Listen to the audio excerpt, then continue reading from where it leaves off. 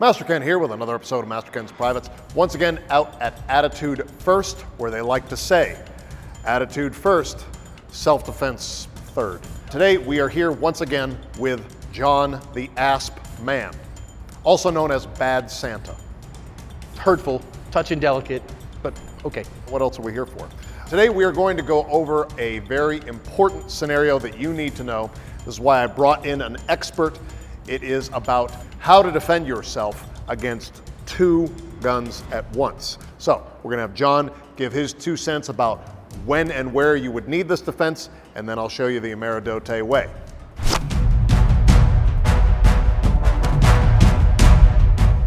All right, so here, as you see, we have 2 practice weapons. I'm going to give them to John, and he is going to demonstrate how an assailant would tactically use 2 weapons at once. Let me just say, as a good, sane, sober, moral, prudent person, you wouldn't. Master Ken, you never would. I mean, I know a few law enforcement, well, most law enforcement officers, and a few private citizens that carry a backup gun in case their primary gun were to go down for one reason. We talk about whether that's necessary or not, but like 2 guns out at the same time, pew pew, John Wick style? That's the stuff of John Wick. It's not reality. I've literally never, ever seen it in a real defensive encounter, ever. Yeah, but how much research on that have you actually done? Oh, we've analyzed somewhere around 40,000 actual defensive gunfights. We have about 3,000 of them posted on our YouTube channel. I'm kind of seen as the national subject matter expert on how defensive gunfights go. Lawyers pay me hundreds of dollars an hour for my opinion on this stuff, in court, those kinds of things. Videos get used in law enforcement academies, by firearms instructors, post boards, regular private citizens. Kind of my thing, man. So this is kind of cool, pew, pew, pew, pew, pew, pew, but it's not realistic. Okay, well, when it comes to my expertise, lawyers have made thousands of dollars because of my techniques, having to defend my students who end up in legal trouble every single time they use Ameridote. So that's what qualifies me to talk about this subject matter. Dual wielding is a thing. It is a real thing. I don't have any footage or pictures of such things, just the same way we don't have pictures of Bigfoot, we just know that he exists, okay? So when he points a weapon at me in each hand, how do we deal with this situation, okay? Number 1, we need to get away from the barrels, okay? Now, if I move backwards, I'm just going to get shot on 2 paths here, 2 linear, just This would be a double tap, okay? That's what they mean when they say double tap, is when they shoot 2 bullets at you at the exact same time. That's a double tap. What we need to do is first get in between the weapons, okay? Now I'm safe. As he fires, they just go over my shoulder. Now, the problem with that, okay, I'm gonna move in between the weapons. Now, the problem with this is that it is gonna be very loud. I am gonna be safe from being shot, but it's gonna be very, very loud. So I'm going to crawl up the weapons and plug my ears, okay? This way he can fire as much as he wants and I won't be able to hear anything he says or does. Thankfully, I'm gonna stand still the entire time he does that. See, I can't hear anything. He can, whatever he says, I can't hear it. As long as I'm perfectly compliant, this works.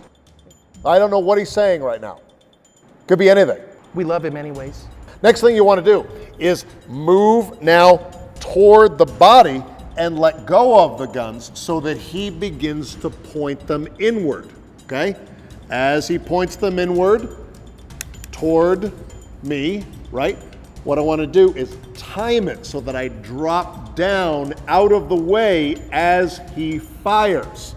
Gun goes off, ba-ba-ba-ba-ba-bow. What happens is the bullets hit each other, stopping in mid-air. They drop down and I'm catching the lead. He shoots, boom, hot lead, hot lead, hot lead. This is called juggling. Now, what you can do then is take the hot lead, put it in his pants, okay? So as he fires, hot lead, put it in his pants, hot lead, put it in his pants, hot lead, put it in his pants. One of the only ways that that works is if they're wearing underwear.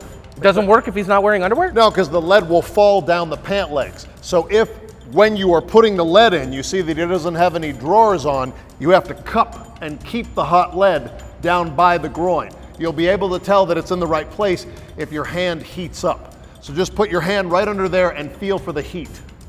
How many of you have had your junk fondled by Master Ken? Quite a few at this point. I mean, not zero. it's kind of my specialty. Fondled in an aggressive way, not in a kind way, for the record. He's kind of the junk master. I've been called that. I did used to work at a junkyard, Yes. but that's not why they called me that. They called me that because while I worked at the junkyard, lots of this was going on. Junk cupping. Yeah. Anyway, once you burn the groin, okay, he is going to want to try to shoot you again. So what I'm going to do is I'm going to fall back and give him a target. I want to give him a target. As he extends the weapons toward me, I'm going to reach up with my feet. I'm going to guide the barrels down toward the groin so that as the gun goes off, guess what? Boom, boom, boom, boom, double tap to the testes, causing extreme pain, castration, and certainly disorienting your opponent.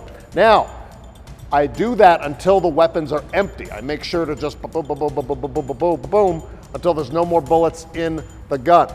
Then I crawl in between the legs here, doing a rear thrust of freedom here, up into the groin, okay? Smashing whatever's left, striking here. Now, what he's likely gonna do is he's gonna point his gun between his legs. Yes, okay. Okay? That is most likely what he's going to do. Now, these are safe to grab. Oh, now both I can grab the barrel here. Okay? And what I'm going to do is do a disarm by doing a front thrust of freedom into his tailbone, causing pain, which is going to cause him to let go of the weapons here. Don't threaten me with a good time, sailor. Slamming really into that, okay? Now taking the handles, coming in, striking the temples, okay? Hooking and hooking. Doing a takedown here. As he goes down, Okay. displaying the weapons for everyone who witnessed so that they can see that the weapons are in my control and empty. And then, as always, re-stomp that groin. All right, so that was the highly effective and very useful, very common dual wielding defense that is needed in the street in many, many situations, as John now knows. So, John, how are you going to alter your self-defense instruction based on this new information? Well, I mean, obviously I'll just have to send students here. And if you go watch a few hundred videos on Aspen, when you see this technique come into play, sure, okay. Again, they have a whole segment of the government that deals with UFOs, even though we've seen almost no footage of them. So just because you don't have a ton of video of something doesn't mean it doesn't happen, you know? Just because we don't have video footage of me laying in a bathtub full of roast beef doesn't mean it's never happened. That's fair. Anyway, I'm Master Ken. That was another episode of Master Ken's Privates. If people want to find out more about you, John, they can. Find me on YouTube, Active Self-Protection, on all the social media platforms. You'll find us there. I'm Master Ken. That was another secret street fighting tip. Us. Thanks for watching our video. Remember, you can order your own personalized video message from me, Master Ken, by going to Cameo. So whether it's a happy birthday, or you want me to tell you, or your instructor, why your martial art is total bullshit, go to Cameo and order your video message today. And remember, always re-stomp that groin.